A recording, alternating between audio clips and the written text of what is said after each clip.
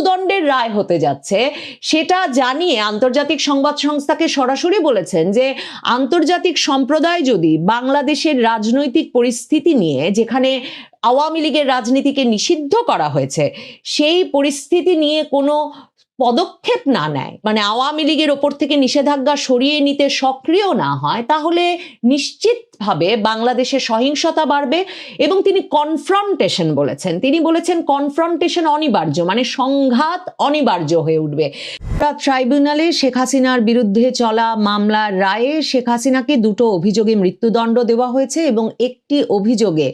আমৃত্যু কারাদণ্ডের রায় ঘোষণা করা হয়েছে। শেখ হাসিনার সময়কার স্বরাষ্ট্রমন্ত্রী আসাদুজ্জামান খান কামাল, তাকেও মৃত্যুদণ্ড দেওয়া হয়েছে। আর সে সময়কার পুলিশ প্রধান আইজি চৌধুরী আবদুল্লাহ মামুন, 3 আসামির মধ্যে যিনি একমাত্র কারা হেফাজতে আছেন, তিনি রাজসাক্ষী হয়, তাকে আদালত 5 বছরের কারাদণ্ড দিয়েছে। শেখ হাসিনার বিরুদ্ধে 5 অভিযোগে, এই 3 আসামির বিরুদ্ধেই 5 অভিযোগে আন্তর্জাতিক অপরাধ ট্রাইব্যুনালে মামলা পরিচালিত হচ্ছিল। যেই অভিযোগগুলো আনা হয়েছিল সেগুলো হচ্ছে উস্কানিমূলক বক্তব্য প্রদান, প্রাণঘাতী অস্ত্র ব্যবহার করে আন্দোলনকারীদের নির্মূল করার নির্দেশ, রংপুরে বেগম রোকেয়া বিশ্ববিদ্যালয়ের ছাত্র আবু সাইদকে গুলি করে হত্যা, রাজধানীর চাংখারপুর এলাকায় আন্দোলনরত 6 জনকে গুলি করে হত্যা এবং আশুলিয়ায় 6 জনকে পুড়িয়ে হত্যা করা। এই অভিযোগগুলোর বিচার হয়েছে এবং এই বিচারের রায় হিসেবে এই মৃত্যুদণ্ডের রায় এসেছে। মৃত্যুদণ্ডের রায় এক রকমের প্রত্যাশিত ছিল, এমনকি শেখ হাসিনা আন্তর্জাতিক সংবাদ মাধ্যমে সাম্প্রতিক সকল সাক্ষাৎকারেই বলেছেন যে এই রায় পূর্ব নির্ধারিত, তাকে মৃত্যুদণ্ড দেওয়ার উদ্দেশ্যেই এই আন্তর্জাতিক অপরাধ ট্রাইব্যুনালে তাকে মানবতা বিরোধী অপরাধের দায়ে অভিযুক্ত করে বিচারের কার্যক্রম শুরু করা হয়েছে। এবং তিনি সরাসরি একে তার রাজনৈতিক প্রতিপক্ষদের দ্বারা সৃষ্ট একটি আদালত হিসেবে অভিহিত করেছেন। সত্যিকার অর্থেই শেখ হাসিনার এই ফাঁসির রায় জামায়াতে ইসলামীর রাজনৈতিক একটা বিরাট বিজয় হিসেবে অভিহিত করতেই হয়, কারণ এই আন্তর্জাতিক অপরাধ ট্রাইব্যুনালে শেখ হাসিনার আমলে, শেখ হাসিনা 1971 সালের যুদ্ধাপরাধের দায়ে অভিযুক্ত জামায়াতের শীর্ষস্থানীয় নেতাদের বিচারের মুখোমুখি করেছিলেন এবং তাদের অনেকের মৃত্যুদণ্ড হয়েছে, অনেককে আমৃত্যু কারাদণ্ড ভোগ করতে করতে মৃত্যুবরণ করতে হয়েছে কারা হেফাজতে থাকা অবস্থায়। কাজেই এই পরিস্থিতিতে এই রাজনৈতিক বিজয়টা আসলে 24-এর আন্দোলনে শেখ হাসিনাকে ক্ষমতাচ্যুত করবার পর জামায়াতে ইসলামীর যে এক রকমের রাজনৈতিক প্রভাব সারা বাংলাদেশের রাজনীতিতে, সমাজে ভীষণভাবে স্পষ্ট হয়ে উঠেছে, সেক্ষেত্রেও একটা বিরাট গুরুত্বপূর্ণ ভূমিকা রাখবে বলে ধারণা করা যায়। জামায়াত সহ তার সমমনা 8 দল, ইসলামী আন্দোলন বাংলাদেশ সহ সমমনা 8 দল রাজপথে ছিল এবং তারা রাজপথে আছে যে এই রায়টি যেমন ঢাকা শহরের বিভিন্ন জায়গায় বড় পর্দায় প্রদর্শিত হচ্ছে, ঢাকা বিশ্ববিদ্যালয় সহ বিভিন্ন গুরুত্বপূর্ণ স্থানে, সেসব জায়গায় দেখতে তারা যেমন একত্র হয়েছেন, তারা ঘোষণা দিয়ে রেখেছিলেন যে রায়ের দিন যাতে কোনো নাশকতার ঘটনা ঘটাতে না পারে আওয়ামী লীগ, সে কারণেও তারা রাজপথ প্রহরায় রাখবেন। ধারণাই করা যায় যে আজকে এই রায় তারা এক রকমের উদযাপন করতে চাইবেন এবং এই রায়ের প্রচারণা এবং তাদের এই বিজয় তারা এক রকমের প্রকাশ্যে নিয়ে আসতে চাইবেন আজ রাজপথ জুড়েও।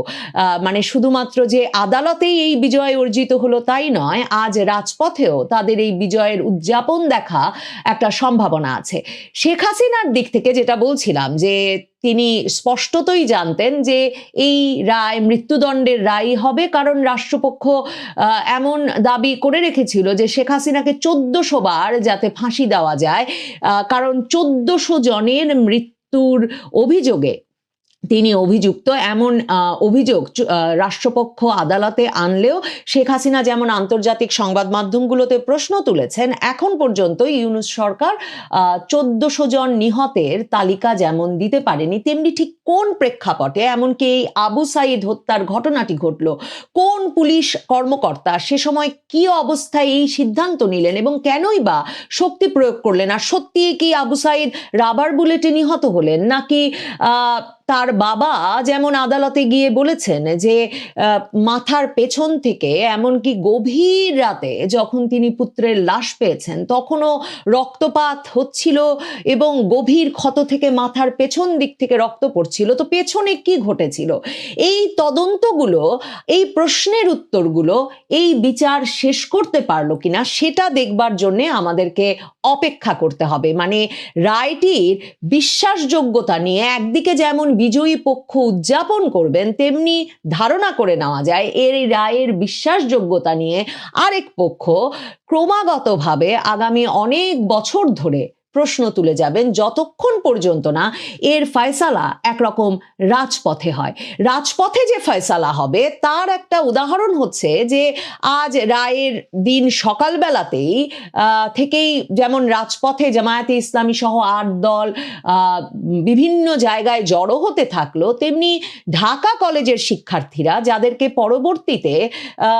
সংবাদ মাধ্যম বিক্ষুব্ধ ছাত্র জনতা হিসেবে অভিহিত করতে থাকলো, বিক্ষুব্ধ ছাত্র জনতা দুটো এক্সকেভেটর বা বুলডোজার নিয়ে আবার 32 নম্বরের দিকে রওনা হয়েছিল, যে 32 নম্বরকে গুঁড়িয়ে মিশিয়ে মাটির সাথে মিশিয়ে নাকি মাঠ তৈরি করতে হবে। মানে ওই ভবনটি 2 দফা ভাঙচুর এবং ফেব্রুয়ারিতে 3 দিন 2 রাত ধরে বা 2 দিন 3 রাত ধরে ক্রমাগত ভাঙচুর, অগ্নিসংযোগ, বুলডোজার দিয়ে ভাঙার পরেও যতটুকু বাকি আছে সেটাও নাকি মাটির সাথে মিশিয়ে মাঠ তৈরি করতে হবে, সেই উদ্দেশ্যেও তারা রওনা হয়েছিলেন। পরে পত্রপত্রিকাগুলো লিখছে যে পুলিশ নাকি এক রকমের ব্যারিকেড তৈরি করেছে এবং এই এক্সকেভেটরের কার্যক্রম বেশি দূর চলতে পারেনি। তবে দেখা যাক এই রায় ঘোষণার পর আবারও এই উদ্যোগ নেওয়া হয় কিনা, কারণ প্রকৃতপক্ষে এই যে শক্তিমত্তার প্রদর্শন, মানে কে বিজয়ী পক্ষ এখন, সেটা জানান দেওয়াটা এই পুরো রায়ের ক্ষেত্রে এত গুরুত্বপূর্ণ হয়ে উঠেছে। এবং এই ফয়সালা, এই শক্তির প্রদর্শন এবং শক্তিটা কার কাছে, বিজয়টা কার কাছে, এর এক রকমের প্রকাশ্য ঘোষণা হিসেবেও দেখা যায় শেখ হাসিনার বিরুদ্ধে এই ফাঁসির রায়কে, যে মানে 2024-এর বিজয়ী পক্ষের জন্য এই প্রকাশ্য ঘোষণাটা আদালতে এবং রাজপথে শক্তি প্রদর্শনের আরেক দফা উদ্যোগের মাধ্যমে সেটা প্রতিষ্ঠা করা অত্যন্ত জরুরি। শেখ হাসিনা পুত্র সজীব ওয়াজেদ জয় ওয়াশিংটন থেকে রয়টার্সকে, আন্তর্জাতিক সংবাদ সংস্থা রয়টার্সকে, তারা বলছে একটা এক্সক্লুসিভ সাক্ষাৎকার দিয়েছেন রায়ের কয়েক ঘন্টা আগে। তার মাকে ফাঁসির রায় দেওয়া হবে এবং তারা এই রায়ের বিরুদ্ধে কোনো আপিলও করবেন না যতক্ষণ পর্যন্ত না বাংলাদেশে একটা নির্বাচিত সরকার আসবে, যেই নির্বাচনে এমন আওয়ামী লীগকেও অন্তর্ভুক্ত করা হবে। এই কথাটা স্পষ্ট করে তিনি বলেছেন। তার মানে আওয়ামী লীগের অন্তর্ভুক্তির মাধ্যমে একটা নির্বাচনের পর যে নির্বাচিত সরকার আসবে, সেই নির্বাচিত সরকারের আমলেই কেবল তারা আবার আদালতে গিয়ে এই রায়ের বিরুদ্ধে আপিল করার কথা বা বিচার প্রক্রিয়ায় নিজেদের সংযুক্ত করার কথা ভাবছেন। এছাড়া সজীব ওয়াজেদ জয় পরিষ্কার করেই বলেছেন যে এখন আর সরকার তার মাকে কি করতে পারবে, কারণ তার মা ভারতে অত্যন্ত নিরাপদ আছেন। তিনি বলেছেন যে ভারত সরকার তার মাকে একজন সরকার প্রধানের মর্যাদায় এবং নিরাপত্তায় রেখেছেন, কাজেই তার মা সেফ আছেন, সিকিউর আছেন, তার মা নিরাপদ আছেন। এবং তিনি বলেছেন শেখ হাসিনা আপসেট, আউটরেজড, অ্যাংরি। শেখ হাসিনা মানে এক রকমের বিষণ্ণ, আপসেট, ক্রোধান্বিত এবং তিনি ক্ষুব্ধ এই রায়ের বিরুদ্ধে। এবং তিনি বলেছেন তারা যে কোনো কিছু করবেন যাতে বাংলাদেশে আওয়ামী লীগের রাজনীতি আবারও ফিরে আসতে পারে, বাই হোয়াট এভার মিনস, মানে যে কোনো পথ প্রয়োজন হোক তারা সেই পথ নেবেন, সেই কৌশল প্রয়োগ করবেন যেভাবে বাংলাদেশে আওয়ামী লীগের রাজনীতি ফিরে আসতে পারে। সজীব ওয়াজেদ জয় তার মার মৃত্যুদণ্ডের রায় হতে যাচ্ছে সেটা জানিয়ে আন্তর্জাতিক সংবাদ সংস্থাকে সরাসরি বলেছেন যে আন্তর্জাতিক সম্প্রদায় যদি বাংলাদেশের রাজনৈতিক পরিস্থিতি নিয়ে, যেখানে আওয়ামী লীগের রাজনীতিকে নিষিদ্ধ করা হয়েছে, সেই পরিস্থিতি নিয়ে কোনো পদক্ষেপ না নেয়, মানে আওয়ামী লীগের ওপর থেকে নিষেধাজ্ঞা সরিয়ে নিতে সক্রিয় না হয়, তাহলে নিশ্চিত নিশ্চিতভাবে বাংলাদেশে সহিংসতা বাড়বে এবং তিনি কনফ্রন্টেশন বলেছেন। তিনি বলেছেন কনফ্রন্টেশন অনিবার্য, মানে সংঘাত অনিবার্য হয়ে উঠবে। সজীব ওয়াজেদ জয় বলছেন যে আমাদের যা প্রয়োজন হবে আমরা সেই পথ গ্রহণ করব,